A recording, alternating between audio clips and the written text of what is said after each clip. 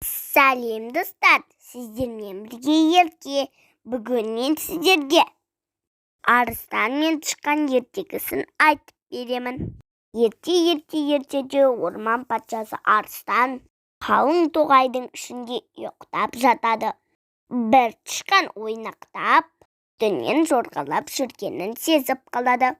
Арыстан ұйқысынан ызаланып оянып, тышқанды шап беріп ұстап алып, өлтірмекші болғанында тышқан жалынып: «Тақсыр, мені өлтірмеңізші, бір жолға кешіре көріңіз. Бір күні мен де қызметіңізге жарармын», депті. Арыстан оның сөзіне шегі қатып күліп: «Сен өзің кіп-кішкентай бір тышқансың, менің қандай қызметіме жарамақсың?» деп жаны ашып тышқанды қоя беріпті. Тышқан байқұс қуанып, «Арыстан досым» деп жүгіріп ойнап кете беріпті. Күндердің күнінде арыстан жортып ойнап жүріп, аңшылардың құрған тұзағына түсіп қалыпты.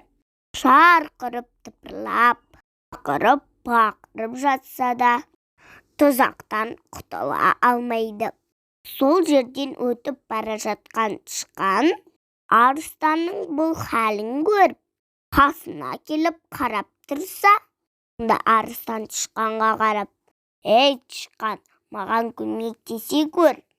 Тышқан болса дереу термен тұзақтың жіптерін кеміріп кеп жіберіп, арыстанды тұзақтан құтқарыпты.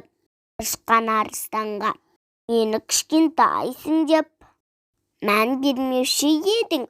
Міне, сені бір ажалдан құтқарып қалдым», депті. Осылайша арыстан жасалған жақсылықтың қайтарма болатынын жақсы түсініпті. Мінекей достар, осымен менің ертегім аяқталды. Сау болыңыздар.